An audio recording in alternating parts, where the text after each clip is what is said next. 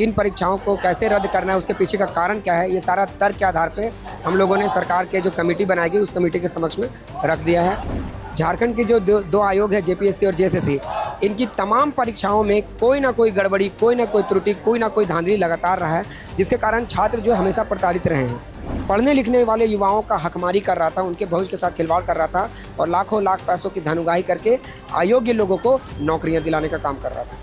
कि जब एक बहुमत की सरकार के शिक्षा मंत्री को इस्तीफा दिलाया जा सकता है, तो अगर छात्र चाहें तो कोई भी सरकार हो उसको भी हराया जा सकता है, उनसे भी अपनी बातों को मनवाया जा सकता है। इस सरकार छात्रों के मुद्दों को सकारात्मक पहल करते हुए उनको जल्द से जल्द माने, क्योंकि ये तमाम मुद्दे जायज़ हैं। नमस्कार, जोहार। आप देख रहे हैं विमर्श न्यूज़। मैं हूं आकाश आपके साथ। जेपीएससी और जेएसएससी एग्ज़ाम में जो अनियमितता हुई है, इसके लिए छात्र करीब 15 दिनों से आंदोलनरत हैं।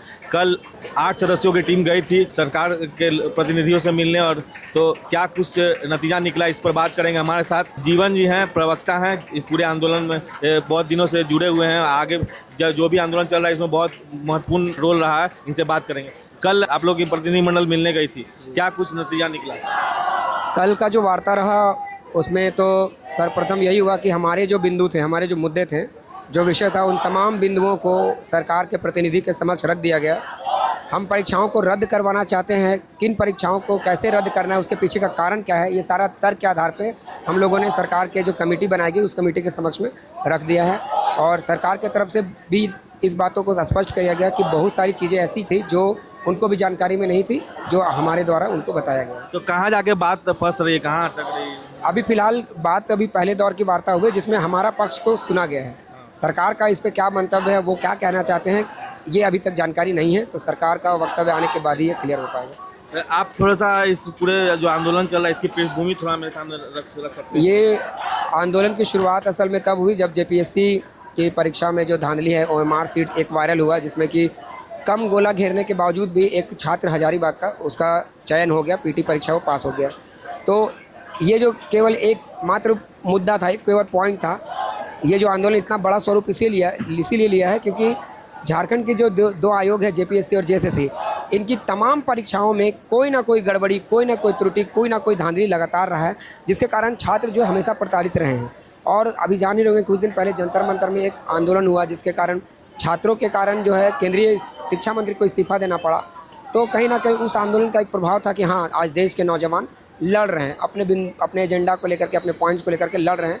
तो झारखंड में ये जो मुद्दा उठा, उसके साथ जेपीएससी का मामला सामने आया। साथ ही साथ एक अभय तिवारी नामक व्यक्ति जो सामने आए, जो कि आपका जेपीएससी में आपका मार्केटिंग मैनेजर बतौर काम कर रहे थे, और वो जेपीएससी, सीजीएल, जेएसएससी आपका बहुत सारे दर्जनों परीक्षाओं को पास किए। साथ ही साथ वो धांधली में शामिल थे, सेटिंग गेटिंग करवाते थे, 40 से 60 लाख रुपए लेकर के वो नए छात्रों को नियुक्ति दिलाते थे। ये उन्होंने खुद कबूला है।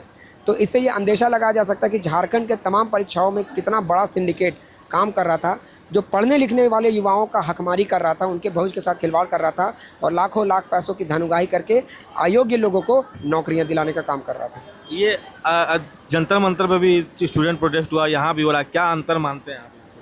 देखिए, दोनों प्रोटेस्ट में बहुत अंतर है, बट एक चीज़ कॉमन ये है कि जंतर मंतर के आंदोलन ने पूरे झारखंड नहीं, पूरे भारत में जो यूथ है, रियल मायने में वो किसी न किसी चीज़ से सफ़र कर रहे हैं, तो उनको लड़ने का एक हिम्मत दिया कि जब एक बहुमत की सरकार के शिक्षा मंत्री को इस्तीफा दिलाया जा सकता है, तो अगर छात्र चाहें तो कोई भी सरकार हो उसको भी हराया जा सकता है, उनसे भी अपनी बातों को मनवाया जा सकता है।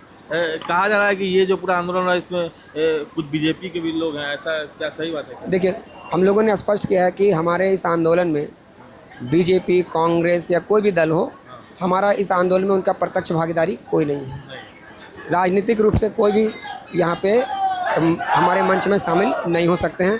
वो इनडायरेक्टली जो सहयोग उनका करना है वो कर सकते हैं, लेकिन हमारे इस मंच में उनका कोई भागीदारी नहीं है। आखिर में क्या अपील करना चाहेंगे सरकार से, क्या जल्द मांग मानने के लिए? सरकार और हमारे झारखंड के तमाम छात्र, युवाओं और अभिभावकों से अपील करेंगे कि सरकार छात्रों के मुद्दों को सकारात्मक पहल करते हुए उनको जल्द से जल्द माने, क्योंकि ये तमाम मुद्दे जायज़ हैं। साथ ही साथ हम ये भी अपील करेंगे कि 10 अगस्त को झारखंड में ऐतिहासिक घेराव होने जा रहा है।